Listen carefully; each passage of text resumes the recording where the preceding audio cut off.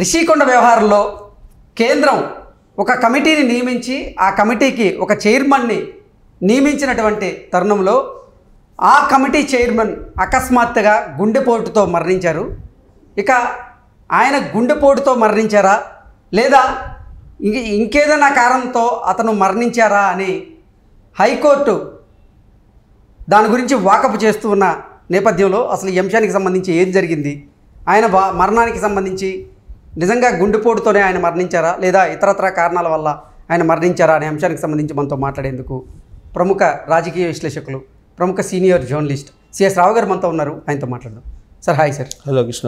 Sir, Rishikonda వ్యవహారానికి సంబంధించి కేంద్రం ఒక కమిటీని నిర్ణయించింది. ఆ కమిటీకి ఒకరిని చైర్మన్గా కూడా నియమించింది. ఆయన అకస్మాత్తుగా గుండెపోటుతో ఆ చైర్మన్ మరణించారు. అయితే ఆయన మరణం పైన ఇప్పుడు హైకోర్టు వాకప్ చేసింది. ఏంటి అసలు ఆయన మరణానికి కారణం ఏంటి? గుండెపోటేనా లేదా ఇతరత్ర కారణాలు ఉన్నాయంటూ కూడా. సో ఒకటి ఏంటంటే ఆయన గుండెపోటుతో మరణించారు అనేటువంటి విషయం ఇప్పుడు కేంద్రంలో ఉండేటువంటి అటవీ పర్యావరణ శాఖ సంబంధించినటువంటి కమిటీ ఇచ్చినటువంటి ఒక నివేదిక హైకోర్టుకి, ఆ హైకోర్టులోకి ఇచ్చిన నివేదికను బట్టి ఆయన చనిపోయాడని చెప్పి తెలుస్తుంది. లేకపోతే ఇప్పటివరకు రిషికొండకి సంబంధించి ప్రత్యేకమైన కమిటీ వేశారు. ఆ కమిటీ ఏం చేసింది ఏంటి అనే దాని మీద వాకప్ చేస్తున్నటువంటి పరిస్థితులు ఇది బయటపడింది. సో ఈ అంశం బయటకు వచ్చింది. సో గుండెపోటు అనగానే అసలు ఏం జరిగింది, గుండెపోటు అనగానే మనకు గుర్తొచ్చేది ఇమీడియట్గా ఏం గుర్తొస్తుంది? గుండెపోటు అనగానే ఈ ప్రభుత్వంలో, ఇప్పుడున్న ప్రభుత్వంలో ఇమీడియట్గా గుర్తొచ్చేది వివేకానంద రెడ్డి. సో కాబట్టి ఇంకోటి ఏంటంటే రిషికొండకు సంబంధించినటువంటి అంశం. సో అంటే వివేకానంద రెడ్డి లాగా ఎన్ని గుండెపోటు అని చెప్పి మర్డర్ చేశారని చెప్పి అంటలేదు, కానీ గుండెపోటు అనగానే సహజంగా గుర్తొచ్చేది అలా ఆ ఇన్సిడెంట్ గుర్తొస్తుంది. బట్ ఆ టైప్ ఆఫ్ ఇన్సిడెంట్ అయితే కాదు, ఈయన గుండెపోటుతో చనిపోయారని చెప్పి హైకోర్టుకి కేంద్ర అటవీ పర్యావరణ శాఖ ఏర్పాటు చేసినటువంటి కమిటీ ఇచ్చినటువంటి నివేదిక. సో అసలు ఏంటి దీని ఎపిసోడ్ ఏంటి అని అంటే, రిషికొండకు సంబంధించి పర్యావరణ అనుమతులను ధిక్కరించారు జగన్మోహన్ రెడ్డి సర్కారు అనేది వివాదం. సో అక్కడ పర్యావరణాన్ని ధ్వంసం చేశారు, తర్వాత అనుమతులకి విరుద్ధంగా అక్కడ నిర్మాణాలు చేపట్టారు అనేటువంటి ఆరోపణలు వచ్చాయి. దాని మీద కొంతమంది కేంద్ర అటవీ పర్యావరణ శాఖ లెటర్ రాశారు. అలాగే గ్రీన్ ట్రిబ్యునల్లో కూడా పిటిషన్ వేశారు. సో అక్కడ ఖచ్చితంగా రిషికొండలో అనుమతులు ఇవ్వద్దు, ఆ పర్యావరణం ధ్వంసం అవుతుంది, ప్లస్ అక్కడ పర్యాటక ప్రాంతం అది, అక్కడ జగన్మోహన్ రెడ్డి అక్కడ ఒక క్యాంప్ ఆఫీస్ని కట్టుకుంటున్నారు, సో అది నిబంధనలకు విరుద్ధము అనేది మొదటి నుంచి కూడా వినిపిస్తున్న ఆరోపణలు. దాని మీద కొంతమంది సీనియర్ రిటైర్డ్ ఐఏఎస్లు కూడా కంప్లైంట్ చేయడం జరిగింది కేంద్ర అటవీ పర్యావరణ శాఖకు సంబంధించి. వాళ్ళు ఇచ్చినటువంటి కంప్లైంట్స్ని బేస్ చేసుకుని ఒక ప్రత్యేకమైనటువంటి కమిటీని కేంద్ర అటవీ పర్యావరణ శాఖ ఏర్పాటు చేసింది, నియమించింది. దాదాపు కొన్ని నెలల క్రితమే నియమించిన తర్వాత ఆ నియమించి కొన్ని నిబంధనలు పెట్టింది. ఏమేమి పెట్టింది? అక్కడ ఏం జరుగుతుంది, అక్కడ నిర్మాణాలు ఏం జరుగుతున్నాయి, అక్కడ పరిమితులు ఏదైతే తీసుకున్నారో ఆ పరిమితులకు అనుగుణంగానే నిర్మాణాలు జరుగుతున్నాయా లేదా, పర్యావరణం పరిస్థితులు ఏ విధంగా ఉన్నాయి, పర్యావరణం ధ్వంసం అవుతుందా, అక్కడ పర్యావరణానికి ఇబ్బంది కలుగుతుందా, దీని మీద ఇలాంటి అంశాల మీద ఒక నివేదిక ఇవ్వమని చెప్పి ఒక కమిటీని ఏర్పాటు చేసింది కేంద్ర ప్రభుత్వం. ఏర్పాటు చేసి ఆ కమిటీ ఒక చైర్మన్ నియమించింది.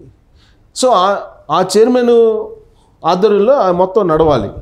అయితే ఈలోపు పిటిషన్ విచారణకు వచ్చింది హైకోర్టులో.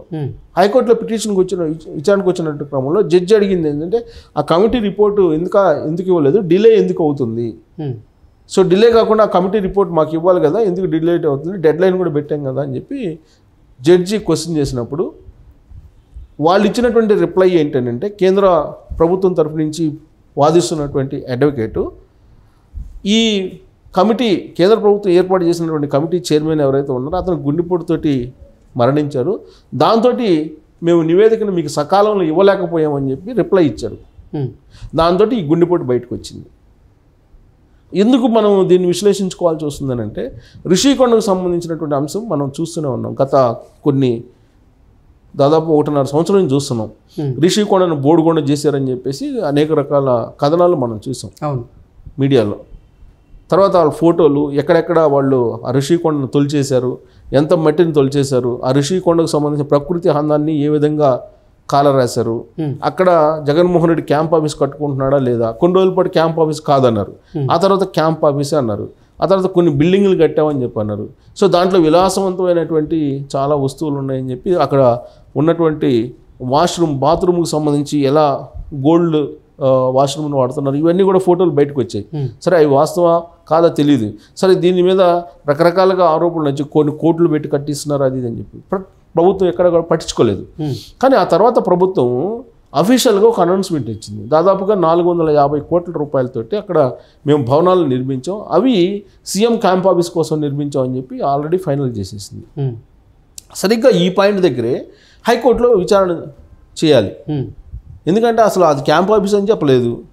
పర్మిషన్ తీసుకుందేమో కొన్ని పరిమితులు ఉంటాయి, కొన్ని ఇంత అంటే వాళ్ళు తీసుకున్నటువంటి పరిమితులుకి మించి ఆ భవనాలు నిర్మించారనేది అది పర్యావరణ నిబంధనలకు విరుద్ధంగా ఉన్నాయనేది అప్పట్లో ప్రభుత్వాన్ని తప్పుపడుతూ కమిటీ ప్రాథమికంగా ఇచ్చినటువంటి రిపోర్టు. దాన్ని సవాల్ చేస్తూ రాష్ట్ర ప్రభుత్వం కూడా ఒక పిటిషన్ వేసి వాదనలు వినిపిస్తున్నాయి కోర్టులో. సో ఇలా కేంద్ర ప్రభుత్వాన్ని కూడా ఇంప్లిమెంట్ చేశారు. కేంద్ర ప్రభుత్వం యొక్క బాధ్యత కదా, కేంద్ర అటవీ పర్యావరణ శాఖకు సంబంధించి పర్యావరణ ధ్వంసం అవుతుందని చెప్పి సీనియర్ రిటైర్డ్ ఐఏఎస్లో పిటిషన్ వేశారు కాబట్టి, వాళ్ళు ఆధ్వర్యంలో కమిటీ వేశారు కాబట్టి ఆ కమిటీ నివేదిక ఇవ్వాలి కోర్టుకి. అప్పుడు అసలు అక్కడ నిబంధనలకు విరుద్ధంగా భవన నిర్మాణాలు జరిగినాయా లేదా వాళ్ళు డీవియేట్ అయ్యారా లేదా, డీవియేట్ అయ్యి నిర్మాణాలు చేశారా లేదా అనేది కోర్టు తెలుస్తుంది. కానీ అక్కడ పక్కాగా డీవియేట్ చేసి భవన నిర్మాణాలు నిర్మించారని చెప్పి ఆల్రెడీ ప్రాథమికంగా ఒక కమిటీ నిర్ధారించింది. అయితే అది కోర్టుకి సబ్మిట్ చేయాలి. కోర్టుకి సబ్మిట్ చేసే లోపల నేను గుండెపోటుతోటి చైర్మన్ చనిపోవడం జరిగింది అని చెప్పి ఇప్పుడు చెప్తున్నారు. సో ఇక్కడ ఇదంతా ఎందుకు వివాదాస్పదం అవుతుందంటే 450 కోట్ల రూపాయలు పైబడి ఖర్చు పెట్టి జగన్మోహన్ రెడ్డి అక్కడ క్యాంప్ ఆఫీస్ ఎందుకు నిర్మాణం చేయాల్సి వచ్చింది అనేది ఫస్ట్ వివాదం.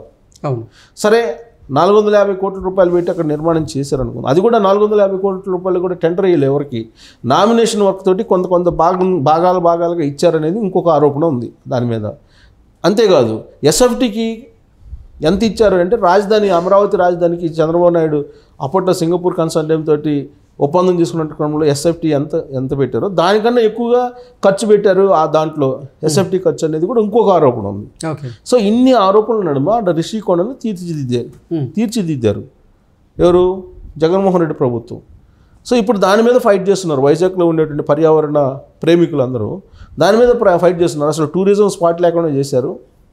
అంతకుముందు టూరిజం స్పాట్గా ఉండేది రిషికొండ, ఇప్పుడు టూరిజం స్పాట్ లేకుండా చేసేసి మొత్తం ఎక్కడికక్కడ ట్రాఫిక్కి సంబంధించినటువంటి హడ్డిల్స్ పెట్టేసి అటువైపు రానివ్వకుండా రిషికొండ వైపు చేస్తున్నారు. రిషికొండలో ఉన్నటువంటి అసలైనటువంటి అందాన్ని వీళ్ళు ధ్వంసం చేశారు అనేటువంటి ఆరోపణలు అక్కడ ఉండేటువంటి వాళ్ళు చేస్తున్నారు. దాన్ని నిర్ధారించాల్సినటువంటి కమిటీ చైర్మన్ ఆయన గుండెపోటుతో చనిపోయారు. ఇప్పుడు సరిగ్గా ఈ పాయింట్నే హైకోర్టు ప్రశ్నించింది. సో తొందరగా మళ్ళీ చైర్మన్ని నియమించి ఇమీడియట్గా మాకు రిపోర్ట్ ఇవ్వండి, ఆ రిషికొండకు సంబంధించిన అంశాలు అక్కడ పర్యావరణాన్ని కాపాడాల్సిన బాధ్యత ఉంది అని చెప్తూ కేంద్ర ప్రభుత్వానికి కూడా సూచన చేసింది. సో కేంద్రం ఆ కమిటీ చేసింది కాబట్టి ఆ కమిటీని ఇమీడియట్గా మళ్ళీ చైర్మన్ వేసేసి ఇమీడియట్గా రిపోర్ట్ తెప్పించండి అని చెప్పి. సో ఇదంతా కూడా జగన్మోహన్ రెడ్డికి ఈ రిపోర్ట్స్ రావడం ఇవన్నీ కూడా అసలు వాస్తవంగా ఆయన అనుకున్న దాని ప్రకారం వైజాగ్కి ప్రతి దసరాకి వెళ్తూనే ఉన్నారు. ప్రతి దసరాకి ఈ దసరాకి వెళ్తాం, లేదా ఈ ఉగాదికి వెళ్తున్నాం, షిఫ్ట్ అవుతున్నాం. 3 రాజధానుల కాన్సెప్టు, ఎగ్జిక్యూటివ్ క్యాపిటల్ వైజాగ్, తర్వాత శాసన రాజధాని అమరావతి, జ్యుడిషియల్ రాజధాని కర్నూలు, ఇవన్నీ చాలాసార్లు చెప్పారు కదా. ప్రతిసారి నేను వైజాగ్కి వెళ్తున్నాను అంటున్నారు. ఎప్పుడు వైజాగ్ ఆయన వెళ్ళాలని ప్రయత్నం చేసినా కానీ కోర్టులు అయితే మొట్టికాలు వేస్తున్నాయి, అందుకే ఆగిపోతున్నారు. ఇంకొక 70 రోజుల్లో ఎలక్షన్స్ ఉన్నాయి. సో ఈ ఎలక్షన్స్ కనుక అయిపోతే ఏం జరుగుతుందో తెలియదు. సో ఇప్పుడు 450 కోట్ల రూపాయలు పెట్టి అక్కడ ఒక విలాసవంతమైనటువంటి క్యాంప్ ఆఫీస్ని అయితే కట్టారు. ఇప్పుడు తెలంగాణ సచివాలయాన్ని, సెక్రటరియట్ని 1000 కోట్లతో కట్టారు. ఇక్కడ 450 కోట్లతోటి ఆయన సొంత క్యాంప్ ఆఫీస్ని జగన్మోహన్ రెడ్డి నిర్మించుకున్నారు. ఇంకొక 500 కోట్లు అయితే కనుక అక్కడ రాజధాని సచివాలయం అయిపోయింది, పర్మనెంట్ సచివాలయం. అక్కడ ఉండేది ఇప్పుడు తాత్కాలిక సచివాలయం అని చెప్పి అంటున్నారు. సో ఇవన్నీ దుర్వినియోగం అయినటువంటి కార్యక్రమాల కింద ఇప్పుడు ప్రొజెక్ట్ అవుతుంది. సో ఇప్పుడు ఈ కేసు కనుక తేలితే కనుక అసలు అక్కడ పర్యావరణ అనుమతుల మేరకే నిర్మాణాలు జరిగాయా లేదని తేలాల్సి ఉంది. గ్రీన్ ట్రిబ్యునల్ కానీ లేదంటే ఇప్పుడు హైకోర్టు కానీ రెస్పాండ్ అయితే పర్మనెంట్గా అటువైపు జగన్మోహన్ రెడ్డి వెళ్లకుండా ఒక తీర్పు అయితే వస్తే అప్పుడు చేసేది ఏం లేదు కదా, ఇదంతా దుర్వినియోగం, 450 కోట్ల దుర్వినియోగం అయినట్టేగా. సో ఇప్పుడు గుండెపోటు తోటి చనిపోయిన చైర్మన్ అసలు ఎందుకు చచ్చిపోయాడో కూడా కొంత ఇప్పుడు చర్చ జరుగుతుంది. అంటే గుడ్డపోటైనా కారణం, ఆయన మరణానికి కారణం లేదా ఇతరత్ర కారణాలు ఉన్నాయనేది కూడా ఇప్పుడు గుండెపోటు అని చెప్పి హైకోర్టుకి అయితే వీళ్ళు తెలియజేశారు. అందుకే మేము సకాలంలో రిపోర్ట్ ఇవ్వలేకపోయాం దాని మీద అని. సో ఇప్పుడే బయటకు వచ్చింది కదా, అది కూడా బయటకు వస్తుందని చూడాలి. Okay sir, thank you so much. Thank you.